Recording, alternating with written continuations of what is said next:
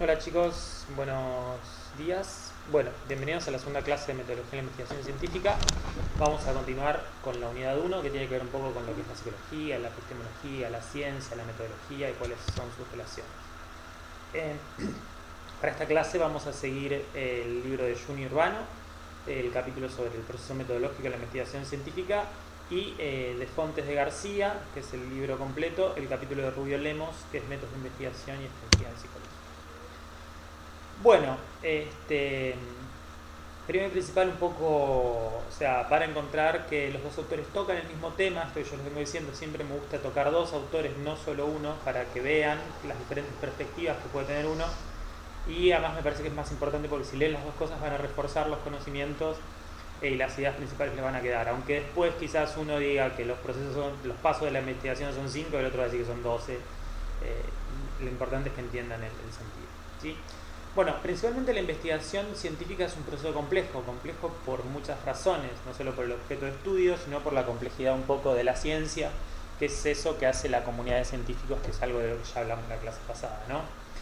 Pero por otro lado es un proceso que sucede en un espacio temporal, o sea, el proceso de investigación científica, o sea, una investigación científica no sucede en un vacío temporal, sino que está delimitada en tiempo y espacio. Entonces, por lo tanto, se va a ser necesario generar una determinada planeamiento para, en ese tiempo que yo planifico, desarrollar aquello que yo quiero desarrollar. ¿Sí? Justamente esto es lo que tiene que ver con el proceso de investigación científica. Y justamente la investigación científica está sujeta a convenciones. ¿Qué significa esto? ¿Qué es una investigación científica y qué no es una investigación científica? Bueno, la investigación científica es toda aquella que sigue el método científico. Es así. Ahora, ¿qué es el método científico? Bueno, de alguna manera el método científico supone un montón de convenciones, de acuerdos entre la comunidad de especialistas, entre la comunidad de científicos, ¿sí? Yo no puedo, qué sé yo, medir el ritmo cardíaco preguntándole a una persona cuántas pulsaciones tiene, ¿sí? Hay convenciones respecto de cuáles son las formas adecuadas y válidas de medir el ritmo cardíaco, ¿sí? Por decir un ejemplo grosero. Bueno, como planteaba justamente qué es la investigación científica, bueno, es algo complejo, qué sé yo, pero justamente es un modo específico de plantear y resolver problemas. Esto es importante no solo en las resoluciones científicas, sino el planteo del problema es lo que convierte muchas veces a una pregunta en científica. Yo puedo preguntarme sobre la esencia del hombre y responderla a través de Dios, pero la forma en que yo me pregunto sobre la esencia del hombre no va a ser la misma en psicología que en religión, ¿sí? Bueno, no fue el mejor ejemplo. El mejor ejemplo tiene que ver con esto, con la forma en que yo... A ver, si el hombre tiene alma, es un planteo que ya de por sí no puede ser científico.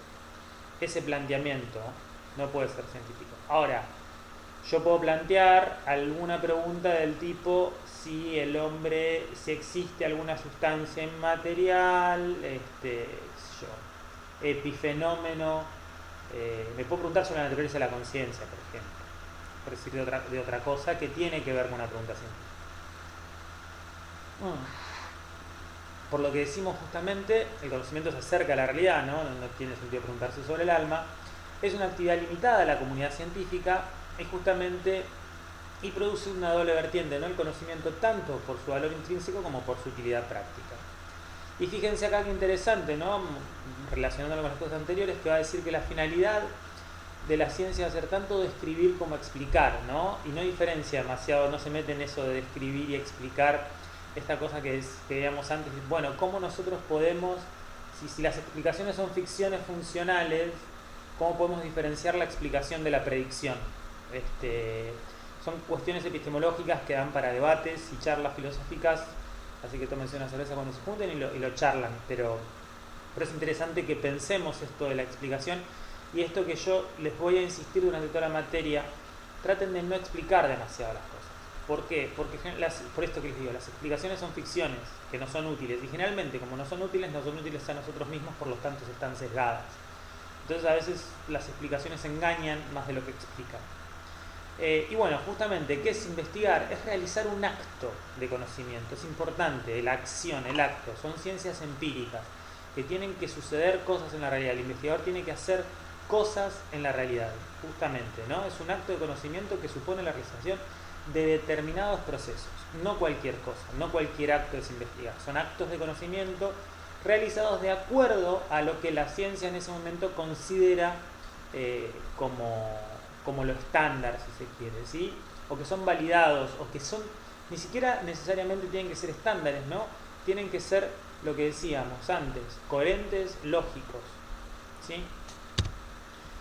Bueno, las características del conocimiento de la investigación científica, ¿no? Es el proceso de investigación científica, es un proceso reflexivo, o sea, es un proceso que hay que pensar antes de hacerlo, y cuando uno lo está investigando, por ahí, a medida que avanza, va a tener que reformular sus objetivos, reformular su hipótesis, cambiar su marco teórico. ¿Por qué? Porque al principio yo por ahí, medio intuitivamente, me planteo algún tipo de pregunta, después voy a leer la bibliografía, esta pregunta la verdad ya la hicieron 10.000 tipos, voy a tener que cambiar la pregunta, veo que esto es lo que está faltando en el área, voy a tener que ir por este lado, ¿sí? Sistemático en el sentido de que algo sistematizado es algo ordenado, que tiene, digamos, un nivel de organización interno. Yo no puedo empezar sacando conclusiones y después planteando hipótesis, ¿sí? Si bien en la realidad es bastante desordenada el tema, yo insisto en esto, mantengámonos del lado de la empiria, tengan siempre un poco de sospecha de la teoría, chicos, sospechen siempre de la teoría. Pero bueno, muchas veces, ¿por qué? Porque justamente a partir de una teoría muy fuerte, yo puedo sacar algún tipo de conclusión y realizar todo un trabajo, un proceso de investigación para fundamentar esa conclusión que yo saco, ¿no? Qué sé yo tengo la teoría freudiana y no sé, y tengo una persona que hizo un pasaje al acto o cualquier cosa, qué sé yo. Y digo, no, porque la madre fue tal y tal, y después voy y le hago una entrevista a la persona y le pregunto, ¿y tu mamá fue así, asá? Digo, viste, tenía razón, la teoría sustenta mis conclusiones. Ahí estamos haciendo el proceso inverso de investigar, ¿sí? Estamos justificando teóricamente o buscando en los datos un apoyo a una idea, a una teoría, en vez de plantear una hipótesis y ponerla a prueba con los datos, ¿sí? En ese sentido tiene que ser justamente sistemático y metódico. Metódico es que va de acuerdo a un método, y justamente este método es el método científico y tiene que ver con el planteamiento de preguntas de investigación, el planteamiento de hipótesis y la toma, la recolección y el análisis de datos, la elaboración de conclusiones. No es científico sacar una conclusión y buscar en la evidencia, en la realidad para apoyarla. ¿Por qué? Porque yo voy a ver la parte de la realidad que quiero ver, ¿sí? Eso es sumamente fundamental, y esto es recontra común que pasa en ciencias sociales, sobre todo en investigación cualitativa y sobre todo en psicología, ¿sí? Y bueno, y ni hablar política, ese tipo de cosas, ¿no? Si yo quiero pensar que Macri fue el mejor presidente del país, y voy a decir, no, porque hizo esto, esto y esto, bueno, y todo lo que no hizo y todas las otras cosas, ¿sí? Digo este ejemplo bruto como para que entiendan que esa lógica de pensamiento es incorrecta dentro de lo que es la metodología científica, y que es muy común utilizar. Controlado en una doble vertiente, controlado en que implica el control de las variables, el control de las cosas que el científico hace. El científico no hace cualquier cosa, sino que si voy a plantear, qué sé yo, el ejemplo de la agresividad en los seres humanos, voy a definir lo que es agresividad y voy a controlar las situaciones donde yo permito o no permito que la agresión suceda. Entonces voy a tener una variable dependiente limpia. Y por otro lado, la propia comunidad científica controla las producciones a través de procesos de revisión de pares, un montón de cosas que seguramente van a charlar en las prácticas, en las clases sincrónicas, pero la ciencia tiene todo un andamiaje de autocontrol. Y la verdad que esto a mí en algún momento me sorprendió. Yo pensaba que esto era un poco mentira. Entonces, no, ¿cómo que se autocontrola la ciencia? Y después me ha pasado a estar en un congreso y éramos, no sé, 5 personas trabajando un tema muy específico en todo el mundo. Digamos, 5 personas en todo el mundo. Entonces, básicamente estábamos todos al tanto de los trabajos de los demás. Luego fuimos a un congreso y una persona, una piba de Japón, presenta un resultado que para ninguno de los otros era posible que tenga ese resultado. Entonces, a la hora de presentar su trabajo, todos fuimos y todos le fuimos a decir que eso no podía ser así, que cómo lo había hecho, porque a nosotros no nos daba. Y bueno, nos terminó explicando que falsearon un poco la estadística, presión del supervisor, bla, bla, bla. Pero fue loco que todos nos dimos cuenta del problema y todos fuimos a decir, che, esto está mal. Y me parece que es interesante porque también hay una cuestión de que si estamos todos, es como, a ver, con la vacuna del COVID, que pasa un montón, que la gente tiene muchas sospechas. Vos estás entre los 5 laboratorios tope del mundo tratando de sacar la vacuna que te va a hacer hiper famoso y que vas a después conseguir un montón de subsidios, plata, becarios, lo que quieras, trabajo donde vos quieras. Y si hay otro que va a sacar una vacuna y la saca antes que vos te crees que no vas a estar al tanto de sus publicaciones, que no vas a leer lo que está haciendo, que si está haciendo alguna chanchullo, alguna macana, vos no te vas a dar cuenta y no vas a ir a denunciar? Obvio que sí, porque así funciona. Así que bueno, es importante que esta parte del control de pares, cuando uno va a publicar, generalmente le dan a una revista, se le da el artículo a otros científicos del mismo área que lo leen y dicen si está bien hecho o mal hecho, resumiendo un proceso complejo. Replicable en el sentido de que yo debo publicar todos los procedimientos en detalle, todo aquello que yo hice, y cualquier otro investigador, si hace lo mismo, tendría que obtener los mismos resultados, y justamente tiene que estar orientado hacia un fin, que en términos generales es el conocimiento, la ampliación del conocimiento del área, o puede ser solucionar un problema práctico. ¿Sí? Por lo tanto, el método científico lo que va a hacer es una forma de regulador del proceso de investigación. Va a tratar justamente de que no caigamos en estas cuestiones de sacar una conclusión y después buscar justificaciones, o plantear hipótesis descabelladas, o utilizar métodos que no sean éticos o métodos que no sean válidos, etcétera, etcétera. ¿Sí? El método científico justamente es una forma de que tiene el investigador de asegurarse en la medida de lo posible de dejar sus sesgos de lado, ¿sí? Por lo tanto, es una estrategia general común de las ciencias fácticas, ¿sí? De resolución de problemas. El método científico es el mismo para la física, para la química, para la biología, para la psicología, ¿sí? Lo que pasa es que hay metodologías particulares que van a ser propias de cada disciplina, que tienen que ver con acoplar la metodología al problema de investigación. Mientras yo más sepa de metodología, menos problemas voy a tener en un montón de sentidos, tanto en el diseño de la investigación como en la puesta en marcha, ¿sí? Las conclusiones y un montón de cosas más que nos ahorra saber metodología. La verdad que ahorra tiempo saber. Y sí es importante que lo vamos a circunscribir a las ciencias fácticas, ¿sí? Las ciencias fácticas o empíricas son ciencias que tratan de temas de la realidad, tratan de temas concretos. Digamos, la matemática es una ciencia, sí es una ciencia, pero es una ciencia teórica, no es una ciencia que necesariamente habla de objetos reales, no es una ciencia fáctica. Entonces, con la deducción le alcanza. Justamente por eso nosotros usamos más el método hipotético deductivo, ¿sí? Entonces, el método científico es el mismo para todos, que tiene que ver con estos pasos del proceso de plantear hipótesis, los interrogantes, etcétera, etcétera. Y después va a haber metodologías particulares que las vamos a ir viendo, sobre todo más como nada, como diseños experimentales. Bueno, acá es interesante porque Juni y Urbano lo plantean como dimensiones y después vamos a ver que en De León lo van a plantear de otra manera, pero plantean lo mismo, ¿sí?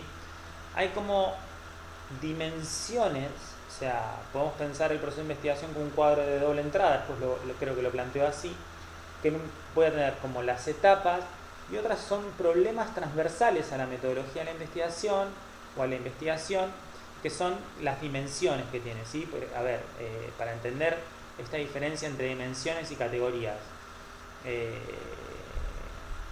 ¿Qué sé yo? Bueno, no.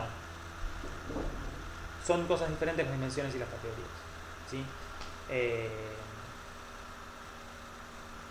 A ver. No importa. Son dimensiones. Una dimensión epistemológica que tiene que ver justamente con el problema del conocimiento, que tiene que ver con esta cosa de la construcción del objeto de estudio, ¿sí? ¿Qué es lo que se va a investigar? La definición, el marco teórico, ¿sí? Yo, por ejemplo, la violencia la puedo tomar como cualquier cosa. La violencia puede ser un acto de violencia física, puede ser un acto de violencia verbal, puedo circunscribirme a la violencia de género, puedo hablar de la violencia policial, puedo hacer el uso de armas, puedo hablar de la guerra, puedo hablar de cualquier cosa. Ahora, cuando yo circunscribo el objeto, y además a qué voy a llamar violencia, va a tener que ver mucho con el marco teórico. ¿Qué sé yo? Por ejemplo, para el psicoanálisis la violencia podría ser la expresión de las pulsiones reprimidas, ponele. Mientras para la psicología biologista vas a decir, y mirá, en realidad la violencia es una parte estructural de la naturaleza y es un aspecto de la naturaleza humana que entra en conflicto con la vida social, etcétera, qué sé yo, por decir algo. Entonces, bueno, ¿qué es la violencia? ¿Es una cosa o la otra? Bueno, es lo que yo vaya a definir en función de mi marco teórico qué es la violencia. Otra función estratégica que tiene que ver cómo investigo esto que yo definí como mi objeto de estudio. ¿Sí? Si yo estudio, qué sé yo, si yo voy a entender la violencia como una cuestión por ejemplo, que es una cuestión que existe en la naturaleza y que los animales ejercen violencia también y que no es única del ser humano, yo puedo plantear una estrategia de investigación comparativa, ver si hay violencia en otras especies, cómo se manifiesta, cuáles son las cosas que hacen que se despierte la violencia en otras especies. Generalmente es problemas sexuales, problemas de territorio. Ahora, si yo la definí como conflictos reprimidos y qué sé yo, y la verdad es que tengo que suponer, como no tienen lenguaje los animales, tengo que suponer que los animales tienen inconsciente. No puedo estudiar animales, por ejemplo, o suponer que los animales no son violentos, o esa explicación de violencia es exclusiva para los seres humanos y no aplica a otras especies, etc. Entonces, como yo definí lo que voy a estudiar, me va a obligar a utilizar cierta estrategia de investigación, ¿sí? Que tiene que ser justamente lógica y coherente con lo que yo planteé como el objeto de estudio. Esto es muy importante, y además esto nos va a dar la selección del diseño experimental, ¿sí? Por ejemplo, con la violencia, yo si sigo yo puedo plantear un diseño completamente experimental donde tengo animales de laboratorio, les bajo la cantidad de recursos. Por ejemplo, tengo 10 monos y les pongo una sola hembra y veo si se pelean, 10 ratas y les pongo una sola hembra y veo si se pelean, o les pongo un solo pedazo de comida y veo si se pelean, etcétera, etcétera, etcétera. Y puedo hacerlo con situación completamente controlada, ¿sí? Ahora, si yo quiero saber cuestiones, por ejemplo, de la violencia de género, quizás yo puedo entrevistar personas que fueron víctimas de violencia para encontrar determinantes que hacen que ellas ubiquen las señales de alerta ante hechos violentos o lo que sea. Perdón. ¿Cuál estrategia es mejor? Estamos investigando cosas relacionadas pero distintas. Entonces, una estrategia es más acorde a un problema y la otra estrategia es más acorde al otro. Y justamente dimensión que tiene que ver con la empiria, la dimensión empírica que tiene que ver con, bueno, ahora, ¿cómo voy a instrumentar esto que yo hago? Por ejemplo, si yo voy a hacer el experimento donde le voy a dar recursos limitados a diferente número de animales, digo, bueno, ¿cómo lo voy a hacer? Voy a hacer con 10, voy a hacer con 12, voy a hacer con 15, voy a hacer con chimpancés, voy a hacer con ratas, voy a hacer con bonobos, voy a hacer con humanos. ¿Sí? O sigo, bueno, quiero ver determinantes de la violencia de género. Bueno, voy a entrevistar a las víctimas de violencia de género, voy a entrevistar a los violentos. No voy a hacer entrevista, voy a hacer escala, voy a elegir una encuesta, voy a hacer una entrevista estructurada, voy a hacer una entrevista libre, etcétera, etcétera, etcétera. Son cuestiones que decís, bueno, eso lo defino en la estrategia, pero finalmente son problemas que tengo que resolver de manera instrumental, ¿sí? Entonces, el proceso de investigación, ya el método científico sería más o menos todo esto, y el proceso de investigación, que está atravesado por estas tres dimensiones, además, consta de diferentes fases, ¿no? Vamos a entender para definirlo brevemente, ¿no? El proceso de investigación va a ser una serie de decisiones interactivas e interconectadas. Por ejemplo, primera decisión que te voy a hacer, ¿cuál va a ser mi pregunta de investigación? No sé, a ver. ¿La violencia es algo que se encuentra en otros animales? Una pregunta media tonta la que hice, pero no importa. Y no sé, a ver, bueno, vamos a definir violencia, vamos a buscar otras cosas, ¿sí? Entonces yo ya digo, bueno, violencia de animales, ya digo, voy a estudiar esto, bueno, eso me va a determinar las siguientes cosas que yo voy a estudiar. Si yo voy a estudiar violencia en animales, por ejemplo, no puedo plantear entrevistas, ¿se entiende? esto que hablábamos un poco de la lógica antes. Por eso son decisiones que yo voy tomando. Si yo decido hacer un experimento, no voy a poder hacer, por ejemplo, trabajo de campo, porque o hago experimentos o hago trabajo de campo. Y si yo elijo, por ejemplo, hacer trabajo de campo, no voy a poder sacar conclusiones causales. ¿Por qué? Porque los trabajos de campo no permiten sacar conclusiones causales porque yo no manipulé las variables. Entonces, todas las decisiones que yo voy tomando van determinando y limitando las decisiones siguientes, ¿sí? Por eso están interconectadas y son interactivas. Ese proceso, esa toma de decisiones, es la que va a ser de alguna manera el proceso de investigación, y van a ser decisiones que se deben tomar de manera escalonada, en fases. La primera fase va a ser la de la planeación o el planeamiento, ¿sí? Después la ejecución, la puesta en marcha, la salida del campo. Y esto es importante, la comunicación. El proceso de investigación no termina cuando yo termino de recolectar, ni siquiera cuando termino de analizar los datos, sino termina cuando los publico o cuando los hago públicos de alguna manera, ya sea presentándolo en congresos, en algún paper, libro o lo que sea. Bien. Este es el cuadro que yo les decía, ¿no? Dimensiones por fases. Si tomamos las dimensiones como algo transversal, por ejemplo, a ver, dimensiones. Una dimensión, para entenderlo, dimensión por fase. Ustedes tienen fases, los años de la carrera, ¿no? Creo que son 5 años de carrera. Y después tenés dimensiones que son contenidos que son transversales a todos los años en los que vas profundizando. Por ejemplo, metodología. Metodología es transversal, está en primero, está en segundo, y además atraviesa diferentes materias, como lógica, metodología, estadística. Es una dimensión que atraviesa las diferentes fases que ustedes van a ir atravesando, ¿sí? Para entender el concepto de dimensión.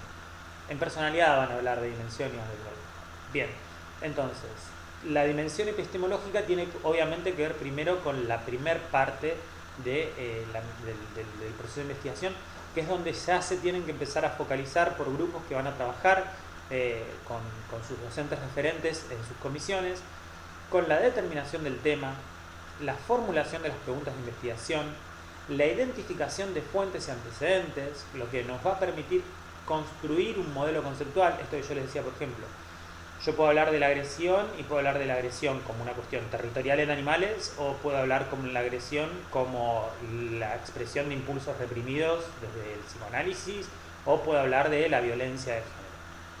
Son todos marcos teóricos distintos. Y todos me van a proponer preguntas de investigación distintas. ¿Cuál marco teórico elijo? Elijo el que mejor se adapte a más específico respecto de la pregunta que yo planteo, ¿sí? Bien, después, los objetivos de la investigación, yo tengo que plantear, después de identificar los antecedentes y construir el mapa conceptual de mi modelo, tengo que plantear mis objetivos concretos, explicitar las hipótesis en el caso de que sea una investigación cuantitativa, o los supuestos en el caso de que sea una investigación cualitativa. Todo esto tiene que ver con qué es el conocimiento, qué es lo que quiero conocer, qué es lo cognoscible, ¿sí? La pregunta, esta parte epistemológica. Después, una vez que yo ya sé lo que voy a estudiar, por ejemplo, yo voy a estudiar la violencia como un problema territorial. Entonces voy a poner en X cantidad de metros cuadrados, en 100 metros cuadrados, un animal, 2 animales, 3 animales, 4 animales, 5 animales. Les voy disminuyendo la cantidad de territorio y veo qué pasa a medida que disminuye el territorio, aumenta la población. Yo espero, mi hipótesis va a ser que a medida que aumente la población y el territorio se mantenga constante, van a incrementarse las interacciones violentas. ¿Por qué? Porque los animales son territoriales, digamos. Por ejemplo, yo puedo plantear esa idea. Ahora, ¿cómo lo hago? Bueno, ¿qué selección, dimensión, estrategia? Selección del diseño y del enfoque. Bueno, esto va a ser experimental, va a ser cuantitativo, pero ¿qué especie voy a utilizar? ¿No? Voy a usar ratas, voy a usar monos, voy a usar palomas. Definir el contexto de estudio. En el caso de que sea investigaciones sociales o de campo, voy a definir el contexto, situar la investigación. Yo puedo plantear, por ejemplo, la misma hipótesis que planteé en animales en humanos. Yo puedo decir, bueno, en los países donde hay mayor, o sea, en las ciudades donde tengo mayor densidad poblacional, voy a encontrar mayor índice de violencia. Yo lo puedo plantear. Entonces, bueno, ahora, una ciudad con equivalente, ¿cómo se llama esto? Poblacional, cantidad de personas por habitante, no me acuerdo el nombre. no significa que sean ciudades iguales. O sea, puede ser que Nueva York tenga la misma cantidad de habitantes por, por metro cuadrado que Río de Janeiro, pero son completamente diferentes. Entonces el del contexto de estudio también importa. Por eso justamente los estudios experimentales yo gano control, todas las ratas están en el mismo lugar, las tengo todas en la misma cajita, el territorio es el mismo y todas las otras cosas son iguales. Entonces yo lo único que voy a estar variando es el número de ratas por metro cuadrado. Ahora, dos ciudades, aunque yo tenga el mismo número de personas por metro cuadrado, varían en un montón de otras cosas más. ¿Sí? Son dimensiones estratégicas, o sea, cuestiones metodológicas que yo tengo que resolver para responder mi pregunta. ¿Sí? Definir la población de objetivo, ¿sí? Que esto me va a permitir después generalizar o no generalizar mis resultados. ¿A qué población me hago referencia? ¿Animales? ¿Los seres humanos? ¿Todos los seres vivos? ¿Sí? Muchas veces las preguntas de la psicología comparada, que es el estudio sobre todo con los animales, no es que es tan importante responder si la rata muestra esto, sino es, bueno, estos son factores determinantes en los seres vivos en general, para los mamíferos por lo menos, para determinar determinados tipos de conducta, ¿no? Y después, bueno, obviamente establecer, justamente una vez que definí la población, establecer la estrategia de selección, ¿sí? O el muestreo. O sea, todas las ratas del mundo, voy a evaluar todas las ciudades del mundo, a ver los índices de violencia de todas las ciudades del mundo. No, bueno, voy a seleccionar algunas. Bien, ¿cuáles? ¿Cómo? Si todas estas cosas las estamos introduciendo, después en cada uno de estos pasos vamos a ir parando y definiéndolos, ¿sí? Sobre todo en lo que tiene que ver con muestreo, diseño de investigación, formulación de hipótesis.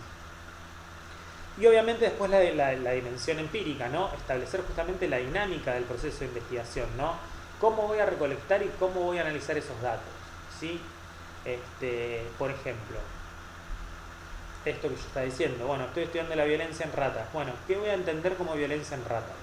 Que muerda, que pellizque, que orine.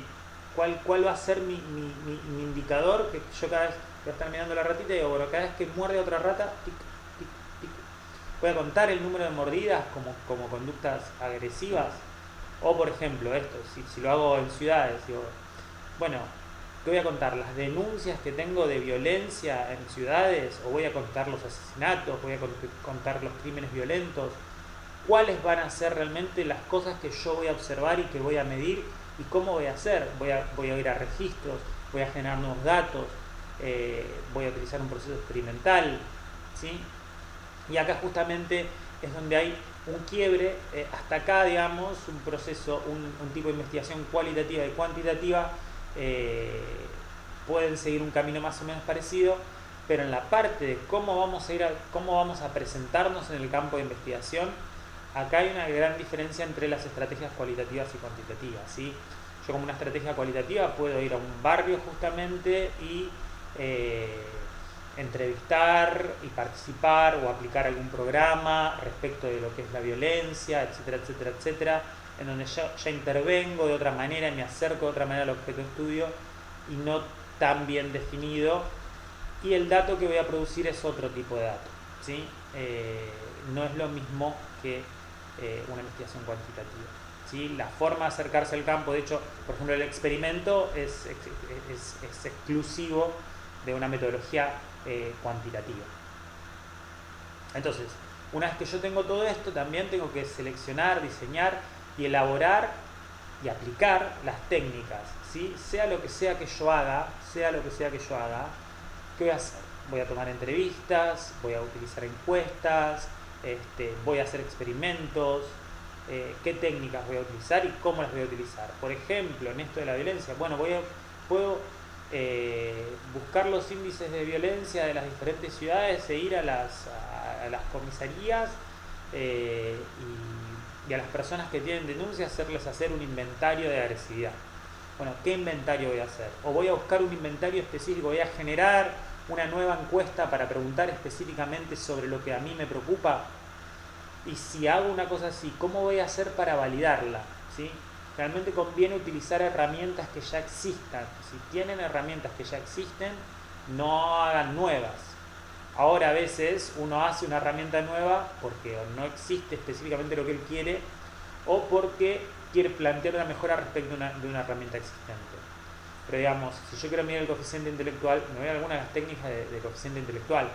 No voy a arrancar de cero a armar una escala de coeficiente intelectual, ¿sí? Obviamente, una vez que yo tengo los datos, tengo que seleccionar las técnicas de análisis. Acá, mientras más sepamos de estadística, también es lo que les digo.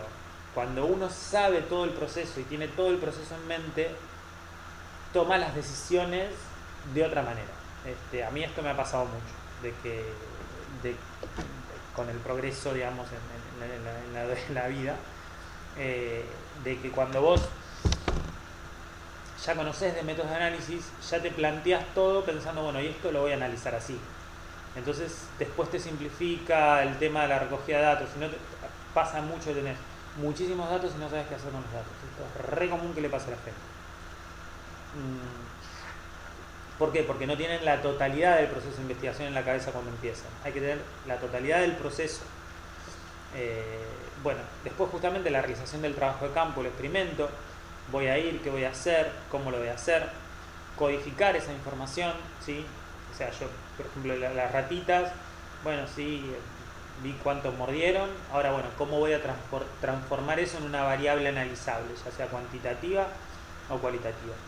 Una vez que tengo esos datos y los codifico, los analizo con estrategias estadísticas o no, hay estrategias de ¿cómo se llama esto? De análisis de discursos, etcétera, para los datos cualitativos. Y bueno, y después los sistematizo y presento los resultados. Los sistematizo los vuelvo a poner en relación con la teoría, los organizo, los ordeno, los relaciono y los presento. En términos muy, muy sucintos, ¿sí? Bien. Creo que esto fue Juni. Y fíjense un poco, ahora vamos a ir al otro texto, pero que plantea un poco lo mismo, simplemente hay algunas diferencias, ¿no? Que esto es justamente lo que decíamos de que el proceso de investigación es una secuencia de pasos ordenados, que son adoptados por una comunidad científica, que deben ser coherentes entre sí y que tienen ciertas características. Y acá esto que Juni llamaba dimensiones va a llamar como estas características o componentes que tienen que ver con lo teórico-conceptual, que Juni llamaba epistemológico, lo técnico-metodológico, que Juni llamaba estratégico, y lo estadístico-analítico, que Juni llamaba científico. ¿Sí? ¿Qué tiene que ver? Las características respecto de lo teórico-conceptual tiene que ver con el planteamiento del problema y la hipótesis. Las metodologías y procedimientos de recolección de datos tiene que ver con el problema técnico-metodológico. Y el estadístico-analítico es el resumen y el establecimiento de las relaciones. ¿Sí? Toda esa información que yo planteo, que yo obtengo en un estudio, no se la puedo tirar hacia el lector. Tengo que resumirla, ordenarla y mostrar las relaciones que yo encuentro entre las variables. ¿Sí? Esto es lo que yo tengo que hacer, a través de gráficos y estadísticas. En metodología de la investigación, justamente nos estamos focalizando siempre en las partes que tienen que ver con lo técnico-metodológico o con lo estratégico, que es esta parte de cómo seleccionar metodologías y procedimientos. Obviamente tenemos una pata en el planteo del problema conceptual, pero eso es más ligado un poco a la epistemología, y el establecimiento de los resúmenes y relaciones lo vamos a ver muy por arriba en estadística el cuatrimestre que viene. Bien. El conocimiento científico obviamente es el que se obtiene a través de aplicar el método científico. Eso es un poco una tautología, ¿no? Acá estamos yendo un poco en contra de Popper, ¿no? ¿De Popper era o Habermas? Tipo como no podemos definir el concepto por su referente, ¿no? Pero bueno, por otro lado es esta idea, ¿no? De que qué ciencia es lo que los científicos hacen y es la aplicación del método científico. Justamente es el conocimiento producido y validado a través de este proceso que utiliza la comunidad científica. Y tiene ciertas características, justamente, que decíamos que es racional, es metódico, debe ser verificable, o sea, tengo que poder ir al mundo externo y si yo hago las mismas acciones que el otro investigador dice que hizo, yo tendría que obtener los mismos resultados. Por eso es sumamente importante la parte de métodos hacer una descripción muy clara de los aspectos de las cosas que yo hice para obtener esos resultados. Esto lo van a ver en las prácticas cuando lean los papers de sus temas de investigación. Ahí en los papers van a ver cómo está planteada la introducción, cómo está planteada la parte metodológica, y que tiene que ser muy clara y muy bien descrita. Provisional, obviamente, el conocimiento científico avanza y las viejas ideas caen. Sistemático, tiene que estar organizado. Se organiza justamente a través de datos, leyes, teorías. Objetivo en el sentido de que, nuevamente, si todos hacemos lo mismo, obtenemos los mismos resultados, y que es de alguna manera independiente. De esta manera yo me aseguro que sea independiente del observador, ¿sí? Porque, a ver, que el agua hierva cuando yo la caliento es independiente de que la caliente yo, la calientes vos o la caliente quien sea, ¿sí? Esa independencia del observador es lo que lo transforma en un conocimiento objetivo. Digo, para no entrar en esta discusión respecto, ¿es posible el conocimiento objetivo del mundo? En estos términos sí. ¿Por qué? Porque es independiente de mí, es independiente del investigador. Obviamente debe ser ordenado, tiene que ser principalmente comunicable. Si algo no es comunicable, no es científico. No soy antipsicoanalista, pero lo que pasa es que comparado con el método científico nos tira muchos contraejemplos, ¿sí? Esto de que solo cuando atravesás el análisis puedes entender las cosas. Bueno, eso no es científico, ¿por qué? Porque no es comunicable. O sea, para ser un samurái tenés que hacer un entrenamiento samurái, estar 8 años sin ser samurái y volvés y sos un samurái. Bueno, perfecto, es una disciplina milenaria el samurái, me encanta, pero no es un conocimiento científico. ¿Por qué? Porque yo no lo puedo traspasar, tenés que vivir una experiencia. Bueno, es otra cosa. Sí, y justamente explica y predice hechos por medio de leyes, el conocimiento científico, ¿sí?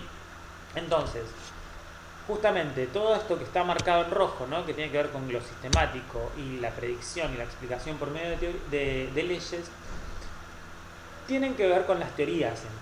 Justamente el conocimiento científico se organiza y se ordena a través de teorías científicas.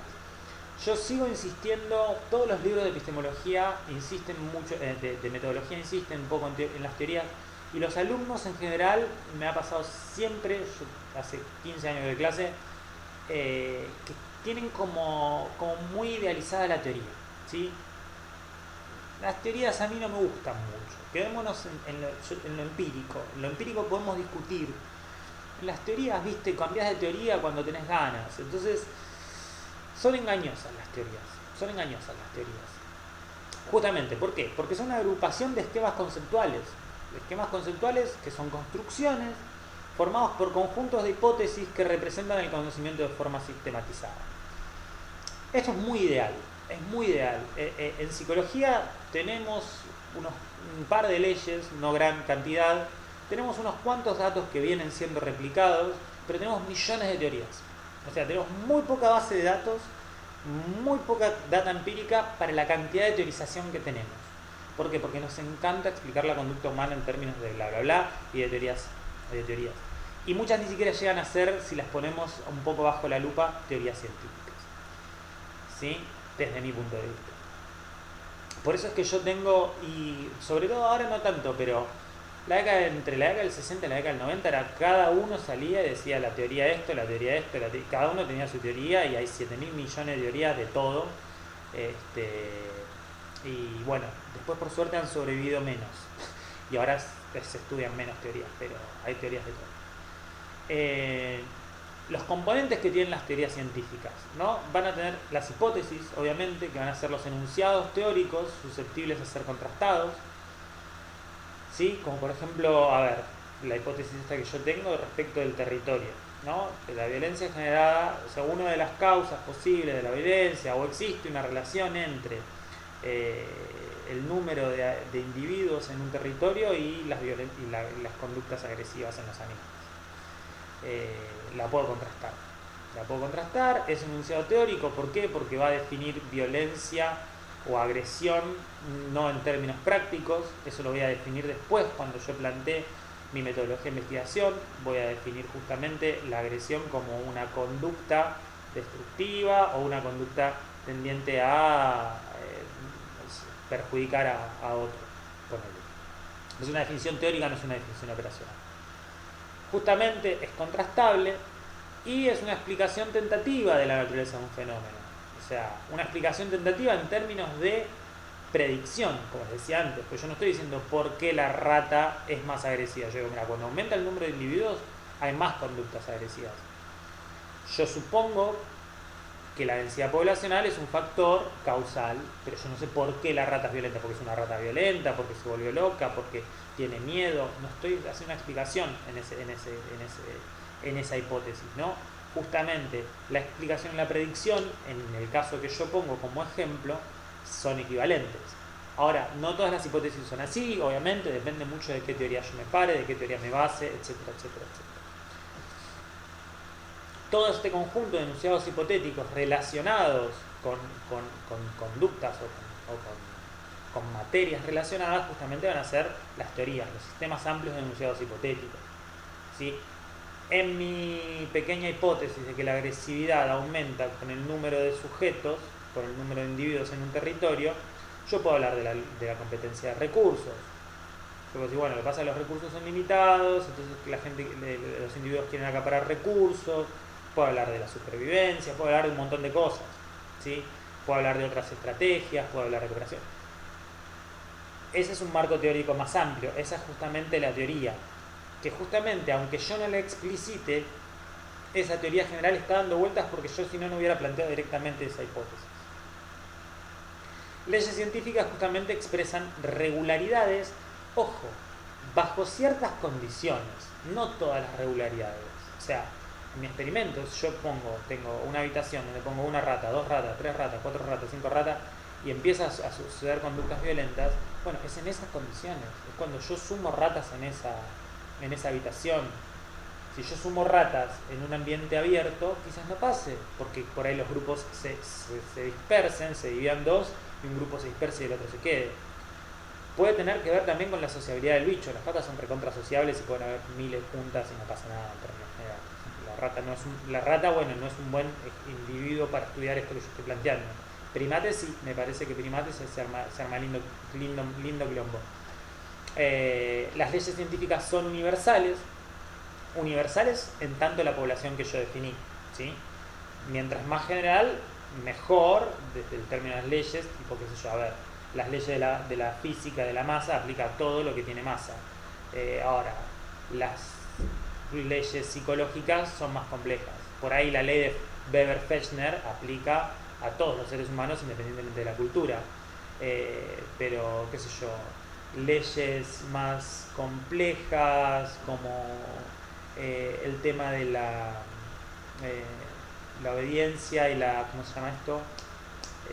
La compliance con el grupo, digamos, la presión grupal, ¿no? De que hay uno de los factores que es yo quiero caerle bien a mi grupo, ¿no? Y este es un factor determinante en la conducta humana. Bueno, sí, en algunas culturas eso es más fuerte y en otras es menos fuerte.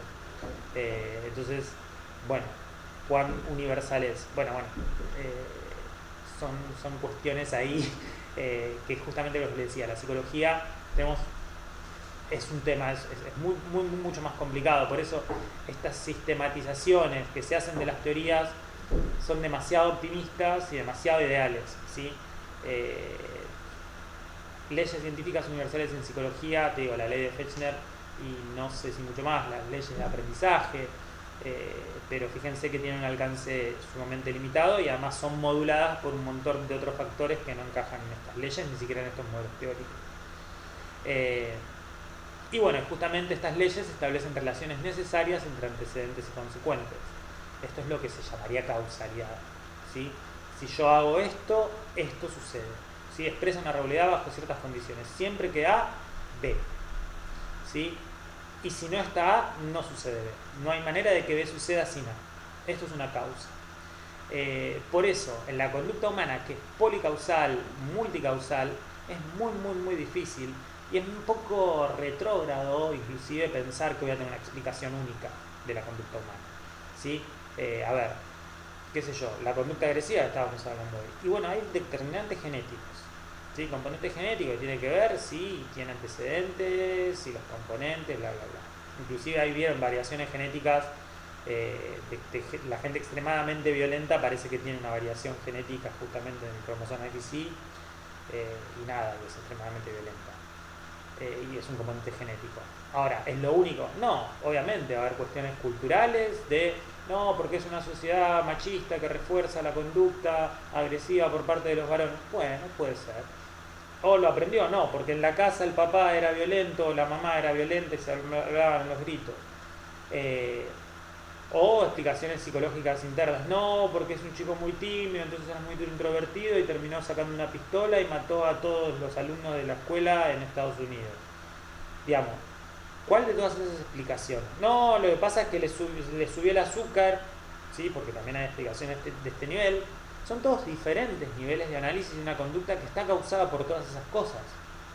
Entonces, por eso con las teorías, tómenlas como por lo menos, tómense que las teorías,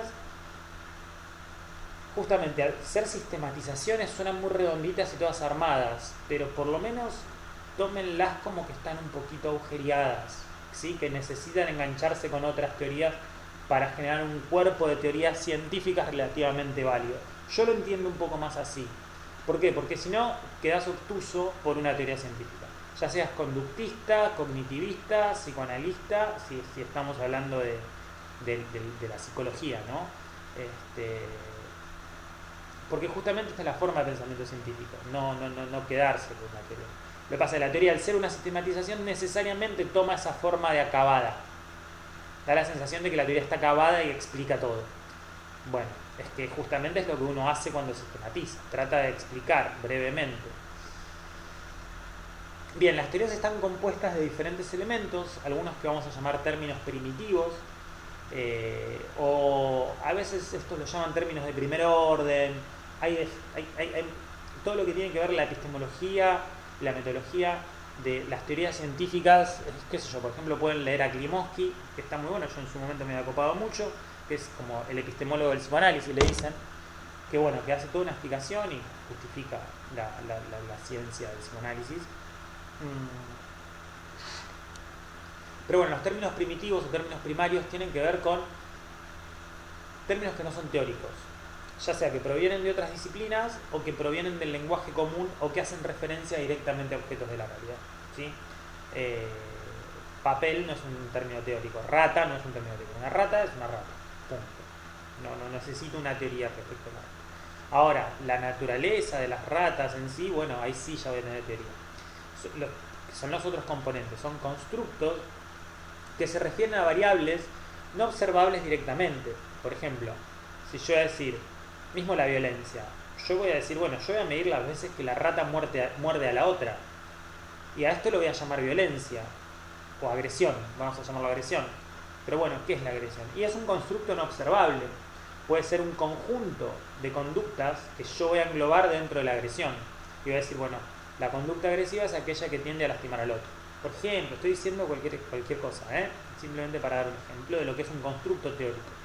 Entonces, cuando yo hablo de todo lo que yo hable, de conciencia, de inconsciente, de percepción, la gran mayoría son constructos teóricos, ¿sí? Mismo el aprendizaje, en los conductistas el aprendizaje es un constructo teórico, porque yo lo que observo es un cambio de la conducta consecuencia de la experiencia. Yo observo el cambio de conducta, supongo el aprendizaje.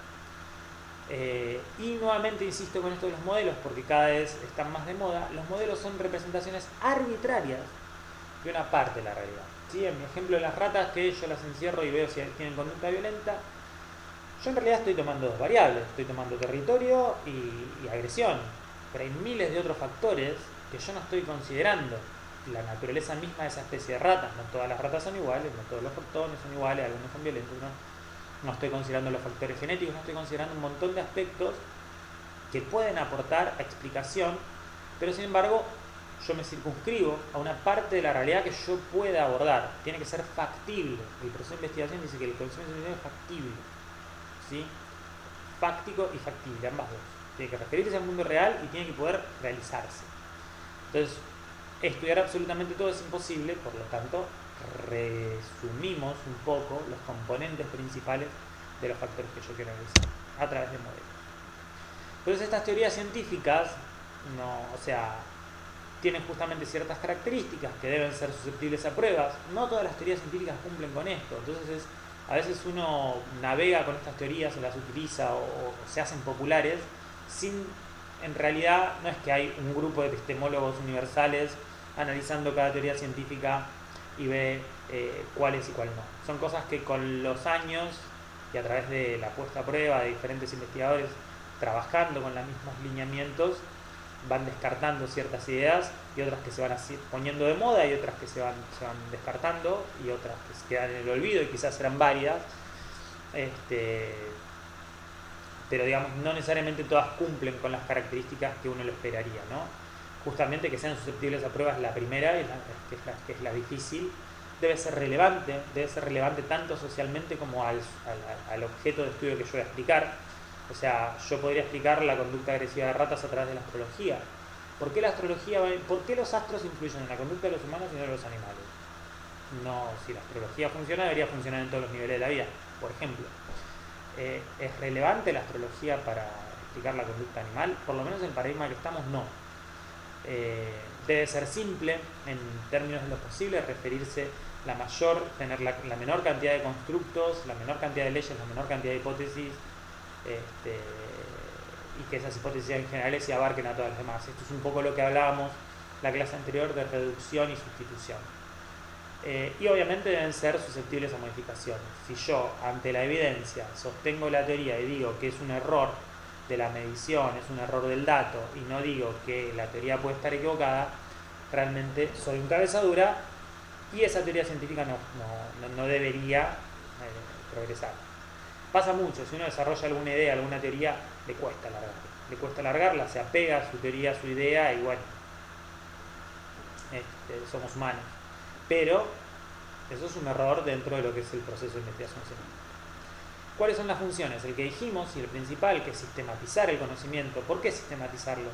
Y porque si yo agarro y leo 7.000 millones de resultados, no entiendo nada. Es lo que, si alguna vez tienen la gloriosa suerte de agarrar algún libro de psicología del siglo XIX, y ven las listas de palabras de Ebbinghaus, o los escritos de Wundt, es unos choclos de datos infernales, infumables e ilegibles. Entonces hay que ordenarlo, presentar los datos. Bueno, ven cómo todos estos datos cobran sentido. Explicar mediante hipótesis, justamente, proponer una explicación. Siempre no tengamos cierto resquemor con el tema de la explicación, ¿sí? Pongámosla siempre entre paréntesis, pongamos siempre dudas respecto a las explicaciones. ¿Por qué? Porque son muy seductoras las explicaciones, ¿sí? Entonces las queremos verdades, son explicaciones, son ficciones útiles, en el mejor de los casos. Incrementar el conocimiento derivando premisas, esto es sumamente importante. Una buena teoría científica te va a decir, bueno, entonces, si es esto y esto es cierto, esto otro debería ser cierto, esto otro yo todavía no lo conozco ni lo observé. Hay un gran ejemplo en la ciencia, en las neurociencias, con la fascia de conducción. Estaba la fascia de Wernicke y la fascia de Broca, ¿no? La fascia de Broca era que no se podía producir palabras, la fascia de Wernicke que la persona no entendía.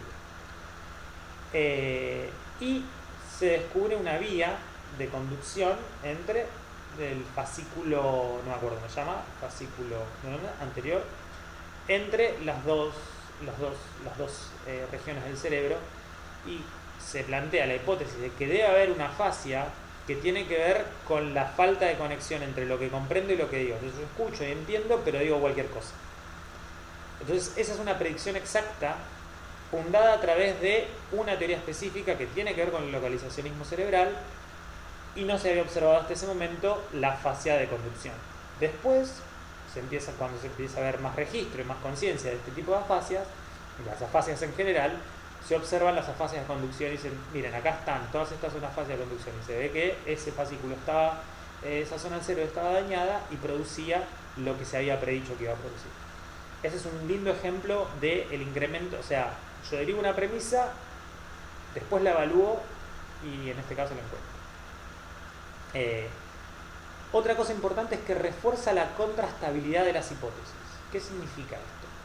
que cuando yo tengo una hipótesis, vieron que yo la contrasto y después, bueno, sí, mi hipótesis se sustenta, recibe cierta información. Ahora, cuando yo tengo una serie de hipótesis que abordan el mismo tema, yo puedo de diferentes maneras o de diferentes ángulos buscar otras maneras de aportar mayor evidencia a favor de la hipótesis.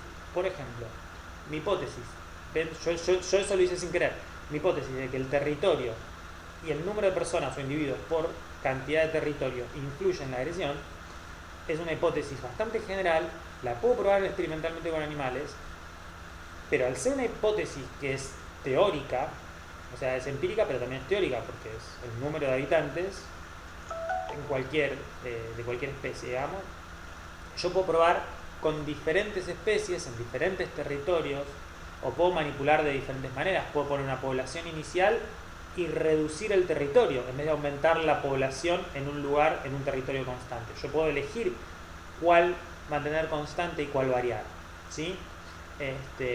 Entonces, justamente todo esto me va a decir, a ver, si yo primero aumento el número de sujetos y aumenta la conducta agresiva, y después, en otro experimento, mantengo constante el número de sujetos y disminuye el territorio y aumenta la conducta agresiva, las dos cosas me están diciendo de alguna manera lo mismo. ¿Por qué?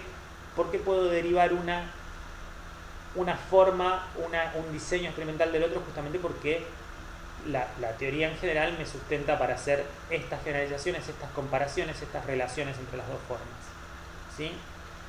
Justamente va a orientar la investigación, me va a permitir decir qué preguntas hacer y qué no hacer. Y obviamente representa, esto es importante, un sector de la realidad y un procedimiento para producir nuevos datos, ¿sí? Las teorías explicativas que explican, desconfíen de las teorías explicativas que explican demasiado, sobre todo en psicología, ¿no? O sea, no vamos a desconfiar de la teoría de la gravedad, demasiado. Pero representan un solo sector y una forma de producir datos.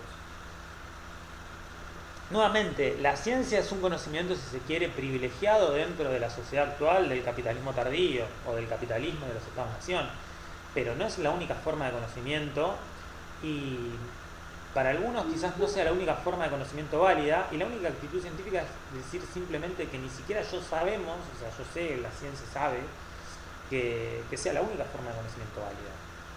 Es una forma de conocimiento muy práctica, porque nos ha dado un montón de cosas y nos ha ayudado a vivir mucho mejor, ¿sí? Tenemos la tecnología, tenemos la medicina, tenemos la psicología, tenemos la psicoterapia, y vivimos mejor gracias a la ciencia y a la tecnología. Ahora, ¿es la única forma de conocer? No. Tiene que ver con justamente un sector de la realidad y un procedimiento para producir los datos y justamente las teorías. Entonces, el método científico en realidad va a tener ciertas características, que es la base empírica, diversidad de formas, sistematicidad, fiabilidad o replicabilidad, ¿sí? Que sea fiable algo, que sea fiable, por ejemplo, que mi auto sea fiable, es que yo cada vez que lo arranque.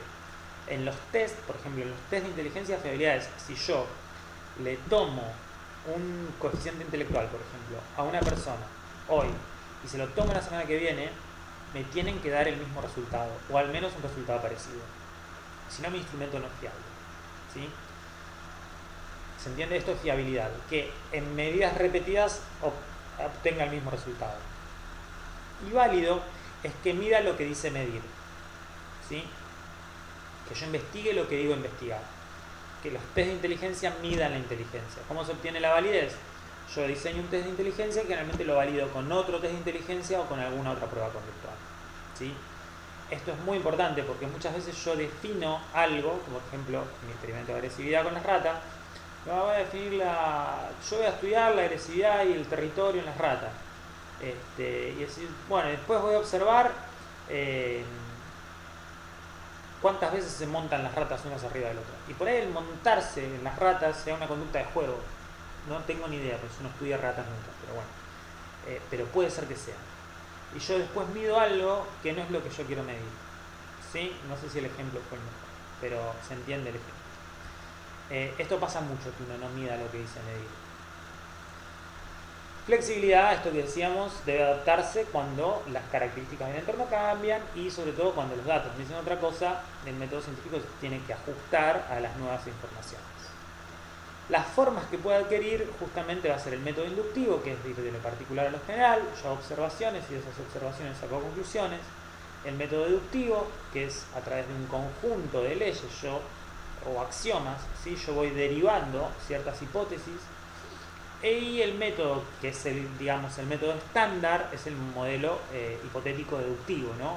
Que es justamente, es tanto inductivo, o sea, es hipotético, genero hipótesis, las contrasto con la realidad y después saco conclusiones generales de ahí, y de esas conclusiones generales derivo nuevas hipótesis y así continúo. Van a escuchar justamente como que este método hipotético deductivo, creo que inclusive como que no es el método predominante, es el método predominante en la ciencia.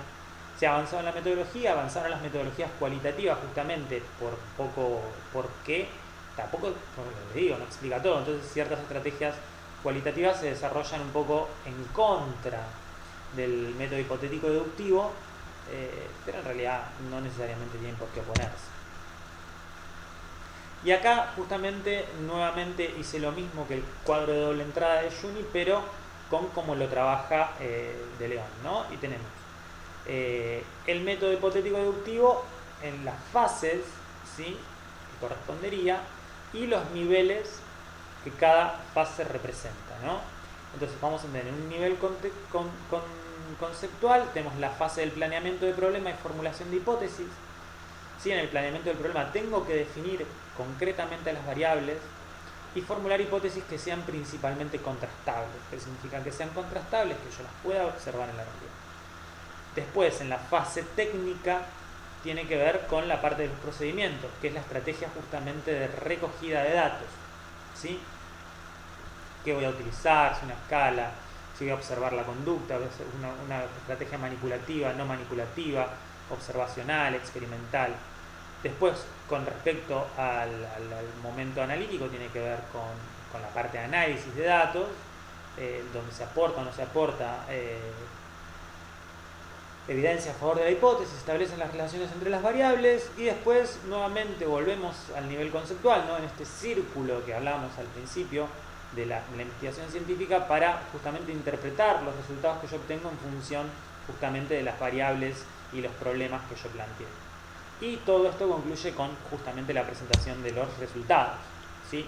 Entonces acá es donde vemos este círculo que yo le hablaba, perdón, no lo vimos antes.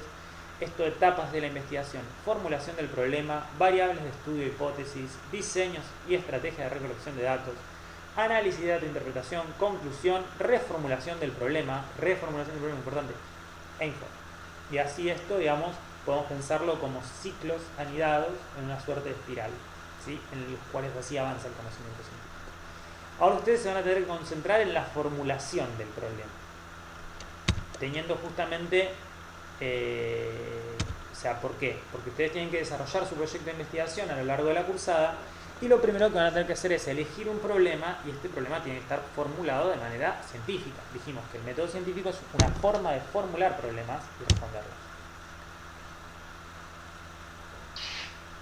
Entonces, el problema debe ser expresado en forma de pregunta, en el cual se relacionan dos variables o más, ¿sí? En el ejemplo de las ratas, el problema podría ser: ¿existe una relación entre el número de individuos que ocupan un territorio y la conducta agresiva? ¿O entre la tasa de sujetos sobre el territorio, el índice poblacional y la conducta agresiva? Si a esto relacionan dos variables: conducta agresiva, tasa de sujetos por territorio. Las fuentes puede ser la propia experiencia, puede ser un problema que surja de la observación de mis vecinos, qué sé yo, puede ser un problema que tenga puedo plantear científicamente un problema con algún problema de alcance local, regional, barrial. Mi propia experiencia puede ser teorías científicas previas o conocimiento previo. Conocimiento previo, por ejemplo, puede ser que alguien haya hecho, por ejemplo, el experimento de las ratas con el territorio, y yo digo, voy a ver si esto lo puedo trasladar a los seres humanos con los índices que tengo de violencia y la población de las ciudades. Entonces, alguien hizo el trabajo y yo quiero ver si lo puedo generalizar, aplicar a otra especie con otras circunstancias y si esas cosas también aplican. Bueno, los criterios para seleccionar un problema. No cualquier problema puede ser un problema de investigación. Tiene que incrementar el conocimiento disciplinar, tiene que generar nuevos interrogantes. Esto es fundamental. Una teoría, no me acuerdo tampoco quién era el filósofo que decía, pero dice, una teoría científica es útil cuando genera buenos interrogantes. ¿Qué son buenos interrogantes? Que sean interesantes y que sean contrastables. ¿Sí? Así que tiene que ser una pregunta que su respuesta genere otra pregunta. ¿Sí? Por ejemplo, esta de la violencia me parece que es una buena pregunta, porque digo, bueno, entonces esto me va a generar otras preguntas. ¿Yo puedo disminuir la violencia reorganizando las sociedades? ¿Reorganizando la forma de distribución del territorio? Es una pregunta fuerte.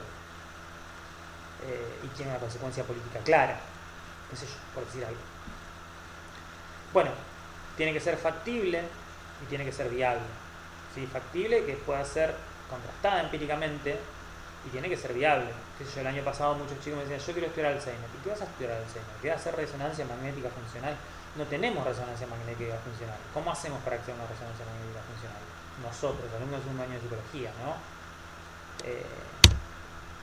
Bien. La palabra clave de todo, para mí, es la palabra clave de todo lo que es método y estadística, es la palabra clave de la ciencia, en realidad, es la palabra variable. ¿Qué es la variable? ¿Qué es la variable? Cualquier cosa, es una característica. Es una característica que puede tomar al menos dos valores, ¿sí? El sexo puede ser una variable, puede ser una variable, puede ser una constante. Pero puede ser una variable, puede ser mujer, varón o otro. Hoy, bueno, justamente es una variable más compleja. Hoy está problematizada esa variable, así que, pero como contenido mínimo, o si estamos hablando de un animal. Pero para que quede un ejemplo mejor, ¿qué es la variable? La altura es una variable, el peso es una variable. Yo puedo medir esto, o esto puedo tomar diferentes valores, ¿sí?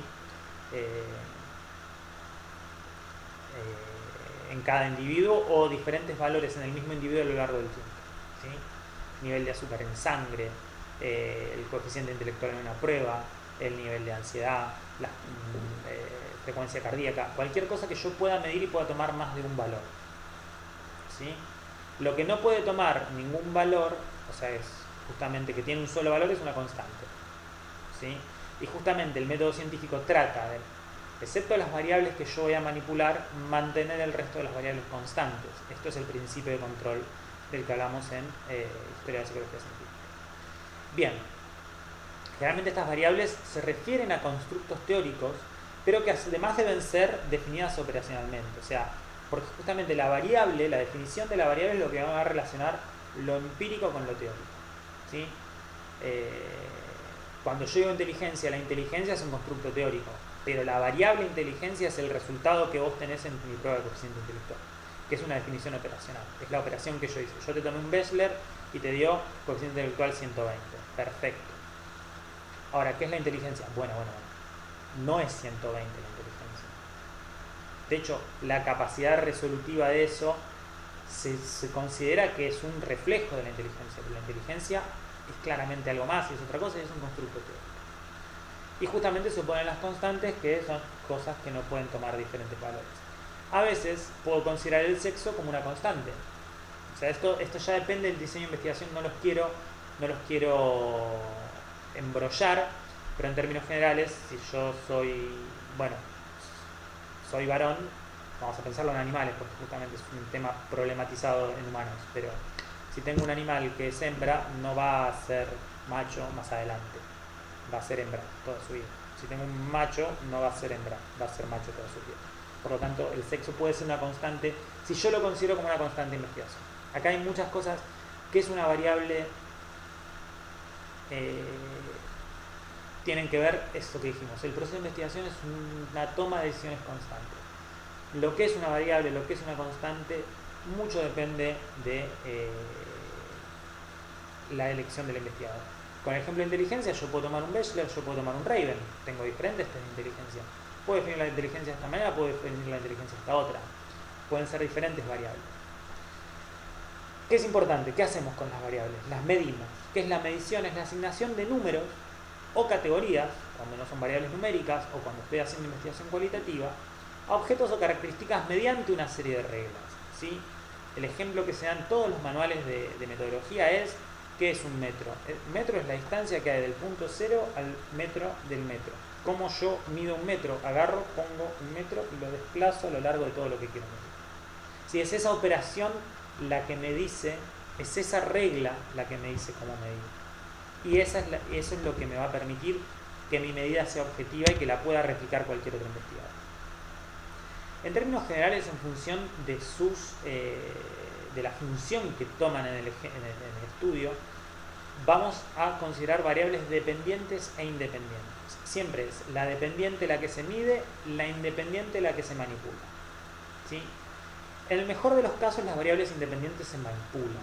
O sea, por ejemplo, en mi experimento es la dependiente conducta agresiva, la independiente el territorio.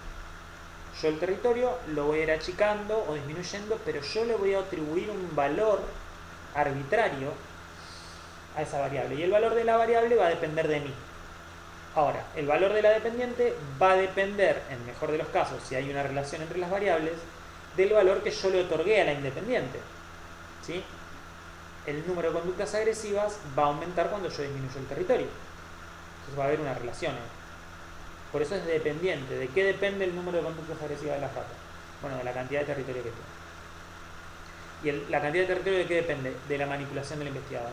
Esa es una condición óptima, experimental, donde yo manipulo. Hay veces que no la puedo manipular la variable, con estrategias no manipulativas como estudios de campo.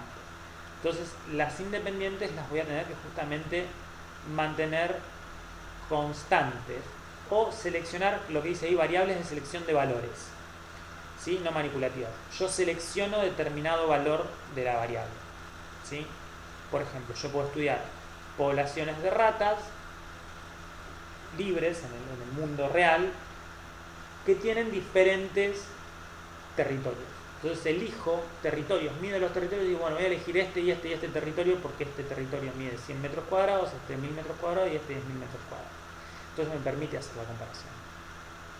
Las independientes pueden tener diferentes niveles. Niveles es justamente, yo también le voy a otorgar números. La mínima cantidad de niveles que pueden tener son 2, ¿sí? Presencia, ausencia de la variable. Por ejemplo, un medicamento para la depresión es el ejemplo de variable independiente. Entonces yo a unos los medico y a los otros no los medico. Tiene 2 niveles, presencia, ausencia. Ese es el nivel mínimo. Yo puedo tener varios niveles. Entonces puedo tener uno, los medico con una dosis baja, una dosis moderada, una dosis alta y sin dosis. Ahí tengo 4 niveles. ¿Sí? Exactamente. O, por ejemplo, a veces puede tomar todos los valores, los niveles. Esto lo vamos a trabajar más adelante y también lo vamos a ver en estadística. Pero en mi ejemplo del territorio yo puedo poner diferentes niveles de territorio, diferentes cantidades de territorio. Justamente los diferentes niveles de aplicación de la independiente van a ser llamados condiciones. ¿Sí? Tengo una condición en donde le doy tanta medicación y otra condición donde le doy tanta medicación. Son diferentes condiciones. O los puedo pensar también como tratamientos. A uno le aplico el tratamiento y a otro no le aplico el tratamiento. Este es el nivel, 2 niveles de la independiente, la mínima cantidad de niveles. Presencia, ausencia, unos con tratamiento, otros sin tratamiento. Tratamiento experimental y tratamiento control. Lo vamos a ver más profundamente cuando veamos diseños. Y cuando yo no puedo manipular, puedo seleccionar determinados valores. ¿Sí? Determinados valores, por ejemplo, yo quiero estudiar, no sé, la relación entre la inteligencia y las habilidades visoespaciales. Como yo no puedo manipular la inteligencia, yo puedo tomar un test de inteligencia a 100 alumnos y seleccionar a los que muestran inteligencia normal, promedio, entre 80 y 120. Y a los de restos no participamos del experimento. O por ejemplo, yo quiero saber la relación entre el número de hermanos y la empatía. Entonces digo, bueno, no puedo ponerme a tener hijos hasta llegar a números de hermanos. Entonces voy a decir, bueno, seleccionar personas que tengan 5 hermanos y que no tengan hermanos. O 4 hermanos y no tengan hermanos. Entonces yo selecciono un valor, pero no manipulé esa variable. Yo no manipulé el número de hermanos que tengo. Simplemente seleccioné los valores. Y después va a haber variables que van a ser variables extrañas o a veces llamados también factores de confusión, que son los que yo tengo que tratar de controlar a través de justamente mantenerlos lo más estable que pueda. ¿Qué son las variables extrañas? Son todas las otras variables que pueden influir en la conducta que yo estoy estudiando sin ser aquella que yo manipulo o mido o controlo. ¿Sí? O sea, en términos generales los voy a tratar de controlar. ¿Cómo las controlo? Tratándolas de mantener constantes. Por ejemplo, si voy a tomar un test de inteligencia y a uno se los tomo a las 8 de la mañana, a otro se los tomo a las 10 de la noche, y no, tenés que tratar de a todos tomárselo más o menos a la misma hora. ¿Por qué? Porque el rendimiento a las 10 de la noche no es el mismo rendimiento que a las 8 de la mañana. ¿Por qué? Porque hay niveles de cortisol, porque es diferente. ¿Sí? Entonces, el cansancio puede ser... Yo, por ejemplo, hago un experimento donde tengo todo mi grupo control a la mañana y todo mi grupo experimental a la tarde, y le va mejor a mi grupo control. Pero en realidad lo tengo toda la mañana. Entonces yo no sé si fue mejor el grupo control o si en realidad rindieron mejor a la mañana. Esto justamente, todas estas cuestiones, estos errores, que por ahí hiciste un montón de laburo y después tienes que tirar todo porque no sirve, porque cometiste este error y hay una variable extraña que está cruzada, lo puedo solucionar metodológicamente. ¿Cómo?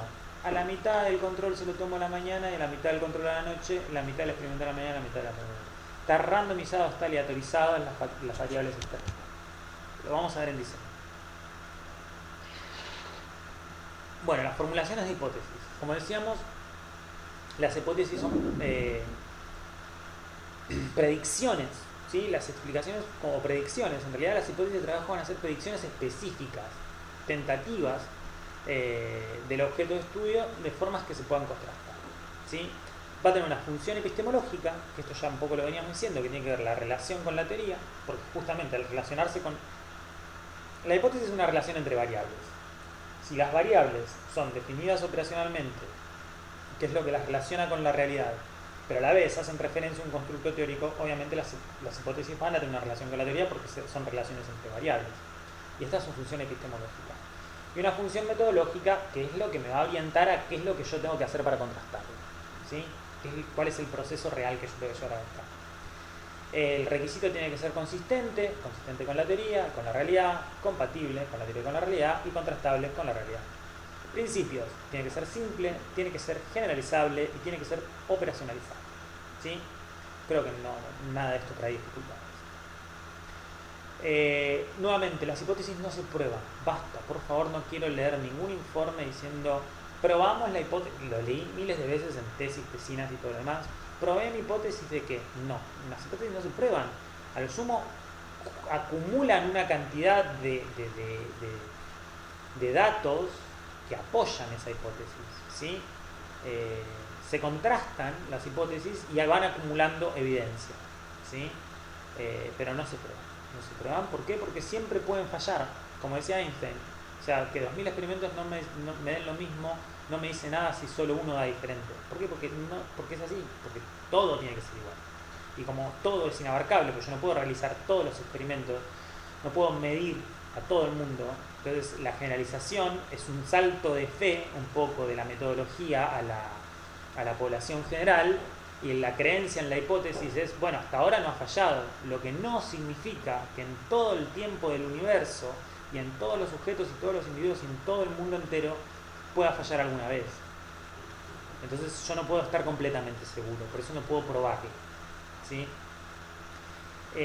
Las hipótesis causales son muy complicadas, tengan mucho cuidado con la causalidad. Hay muy poca causalidad en el término de que para que sea una causa tiene que ser anterior y necesaria y suficiente. Y para que un estudio, una investigación plantee una hipótesis causal, esto quédenselo, los únicos estudios o investigaciones que pueden plantear hipótesis causales son los experimentos reales, los experimentos post a post. Y para que sea un experimento, lo vamos a ver en diseño, tiene que cumplir varias condiciones. Son, en realidad, tiene que haber una preprueba, un grupo control, un grupo experimental, preprueba y postprueba. Ese es el experimento mínimo. Si no tenés todo eso, no podés hablar de un experimento. Y tiene que ser una estrategia manipulativa. Si no, no es un experimento. Pero las hipótesis causales se enuncian de manera: si tal cosa, entonces tal otra, ¿sí? Si disminuye el territorio donde viven los individuos, aumentarán las conductas agresivas. Eso podría ser una hipótesis causal. Yo igual mi hipótesis no la pienso como causal, la pienso como correlacional. Hay una relación entre el territorio y el uso. Yo no la plantearía de manera causal. ¿Por qué? Porque mi estudio no llega a ser un experimento. Es un cuasi experimento, lo que yo propuse con él. el de las ratitas. Bueno, no confundir las hipótesis generales, las hipótesis teóricas, si se quiere, las hipótesis que están dentro de las teorías, de los marcos teóricos, con las hipótesis de trabajo o también llamada hipótesis de investigación o hipótesis experimental, que son las hipótesis específicas que yo planteo para mi proyecto de investigación y para responder a mi pregunta de investigación. Está en relación con hipótesis más generales, justamente. No puedo hablar de conocimientos teóricos porque son todos hipotéticos, entonces esas son hipótesis teóricas. Yo de ahí derivo mi hipótesis de investigación. Mi hipótesis de investigación hace referencia a, bueno, cuando yo aumento el territorio acá, cuando disminuyo el territorio acá aumenta la conducta agresiva. Es esa la hipótesis. Luego las hipótesis deben ser planteadas como hipótesis estadísticas. Esto ni siquiera lo estamos viendo últimamente en estadística.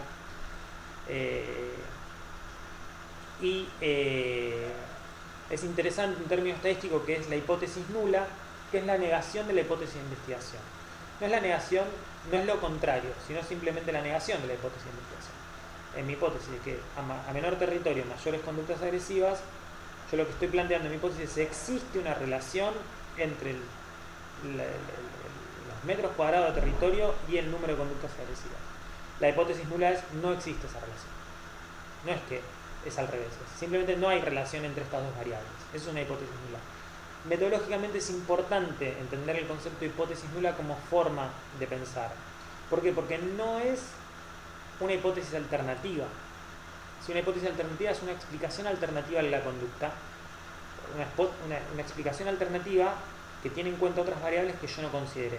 Que justamente yo debería controlar todas las hipótesis alternativas para establecer una causalidad. O sea, descartando todos los otros factores, este factor solo genera la conducta. Ahí yo puedo hablar de causalidad, porque descarté todas las hipótesis alternativas. No, este tipo es agresivo, no, porque es genético. Bueno, pues tenés que descartar que no lo haya aprendido de sus padres o que... entonces, cualquiera de todas las hipótesis alternativas que yo tire, no, es por la violencia patriarcal y el tipo... Bueno, pero tenés que descartar todo lo otro. Entonces, justamente, no vamos a poder tener explicaciones causales porque siempre hay explicaciones alternativas, sobre todo en psicología. Entonces, es interesante diferenciar la hipótesis alternativa de la hipótesis nula. La hipótesis nula es la falta de relación, ¿sí?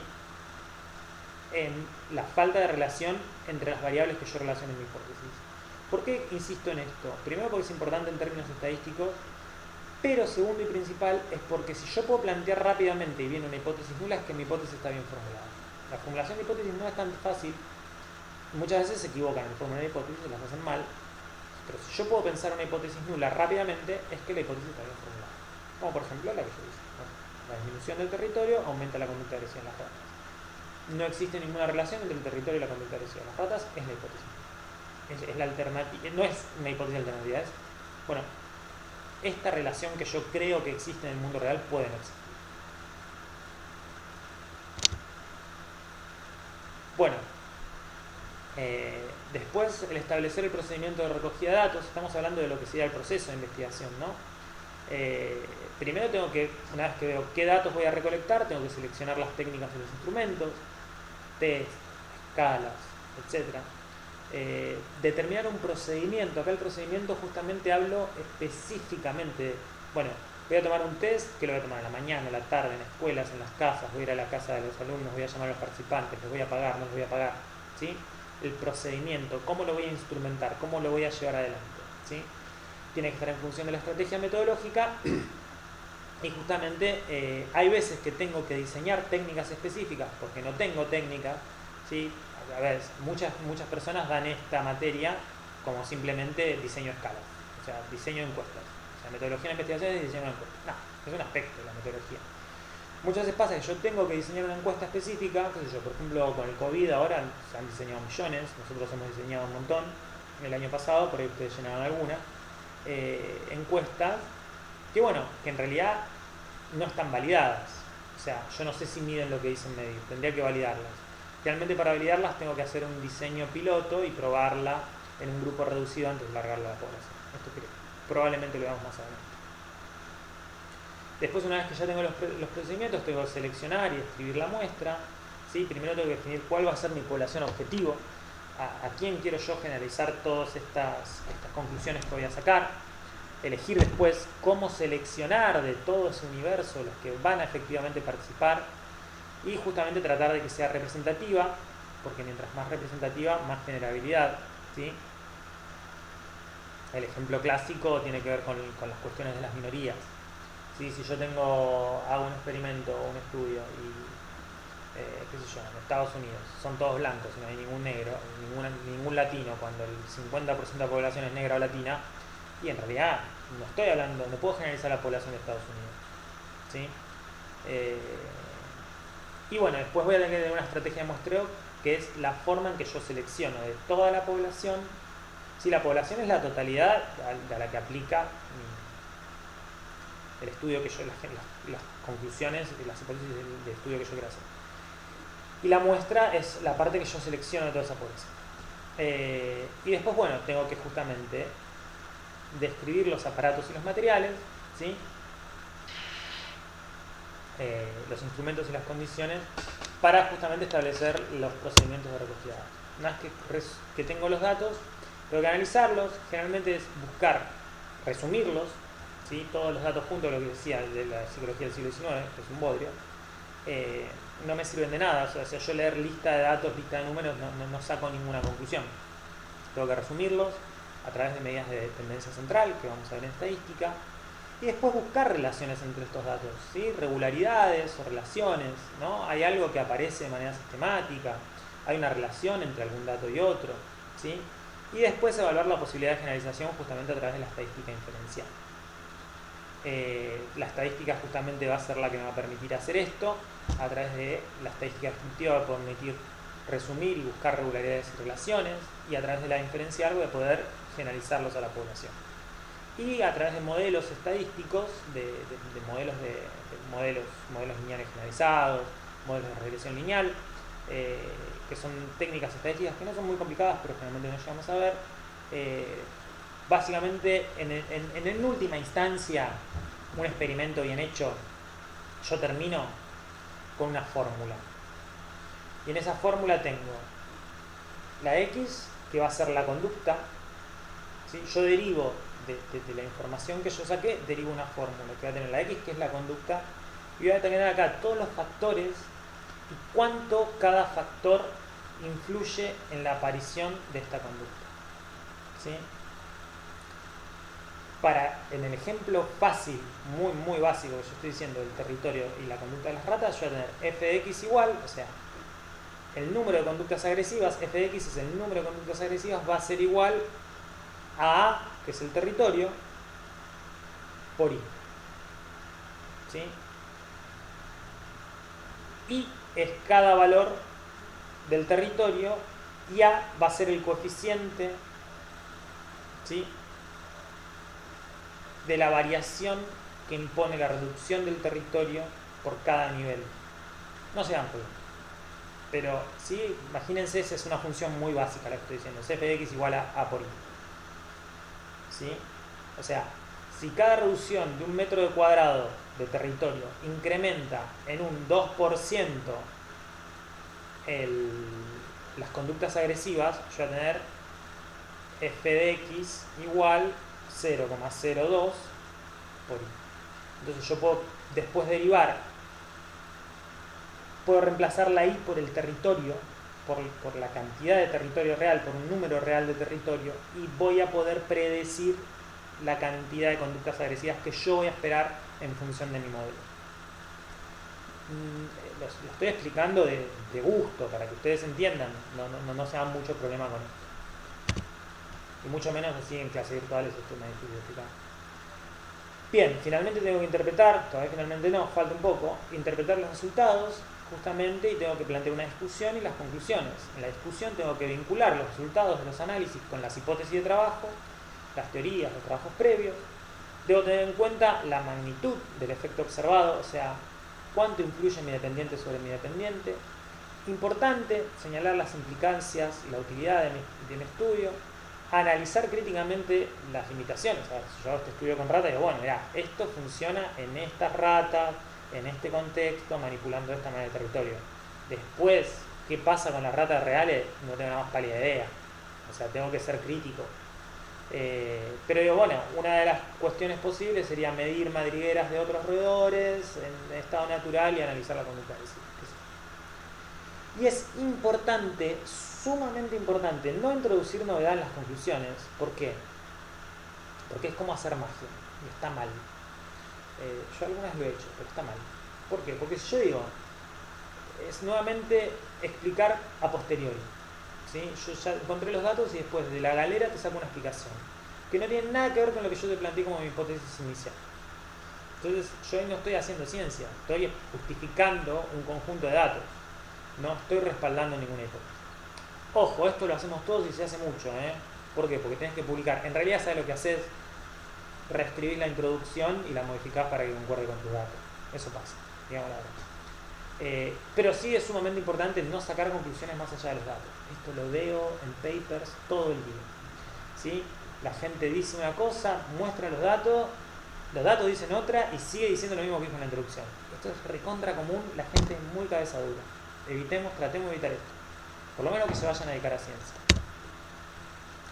Y finalmente, la comunicación de los resultados. La comunicación de los resultados es la última parte, el objetivo final. Y generalmente tiene una forma, el informe, hay variantes. Por ahí, cuando hagan la tesina, les van a pedir una forma. Si van a presentar en un congreso o en una revista, le van a pedir otra. Pero generalmente tiene que haber un resumen de todo el trabajo, en donde estén todas las otras cosas ya explicadas, pero brevemente. Una introducción donde yo explique el marco teórico, el objeto de estudio, el método, de cuáles fueron los procedimientos que utilicé para estudiarlo. Un análisis y resultados, qué estrategias de análisis cualitativo o cuantitativo utilicé, qué resultados encontré, ¿sí? Que son las regularidades y los resúmenes. Una discusión y una conclusión. Y después terminamos con las referencias y en el caso de ser ensayos anexos. Yo acá, por ejemplo, les presento un resumen que presentamos el año pasado con un grupo de alumnos de acá de la UNISAL, que estamos estudiando el tema de consumo de sustancias en adolescentes, que van a participar en la investigación el cuatrimestre que viene. No, es disminución del consumo de sustancias psicoactivas en adolescentes de Bahía Blanca y la zona durante el aislamiento social preventivo debido al COVID-19. Es una pregunta, ¿no? Pregunta de investigación. Y bueno, ven, tiene una introducción, tiene un método, después plantea los resultados y una discusión. ¿Ven? Esto es un resumen y esto es un resumen. Pero el resumen es en chiquitito lo que es después toda la investigación. Obviamente no hay referencias, con los resúmenes no hay referencias. Pero para que vean que lo que dicen los libros respecto de metodología no discrepa tanto de lo que se hace, aunque sí es una versión idealizada un poco de la metodología de investigación, que a veces es un poquito más sucia de lo que uno esperaría. Bueno, chicos, creo que se ha hecho muy larga la clase. Espero poder resumir un poco más para las siguientes, pero bueno, sé que generalmente metodología es una materia un poco resistida, que se la tiene por aburrida, así que prefiero ir acompañándonos un poco más. Ya los iré soltando. Vayan pensando sus temas de investigación y empiezan a discutirlos con los referentes de sus comisiones. Y bueno, cualquier duda teórica me la pueden hacer. Después eventualmente vamos a ver si ponemos alguna clase sincrónica de consulta antes del examen. Pero bueno, vayan con las lecturas, traten de leer, porque como les digo, mientras más sepamos de la teoría, de la parte metodológica, después vamos a tener mucho menos problemas al momento de encarar un proyecto de investigación. A muchos no les interesa la ciencia, pero la lógica de los proyectos de investigación es la misma lógica que si ustedes quieren presentar un proyecto de intervención social en cualquier, qué sé yo, quieren presentar a la municipalidad un proyecto de intervención, a la universidad, lo que sea, es más o menos la misma lógica, así que todas estas habilidades que teóricamente tendrían que adquirir aquí, les van a poder ser útiles en el futuro. Bueno chicos, espero que tengan una buena semana, cuídense y nos vemos la clase que viene. Chau, chau.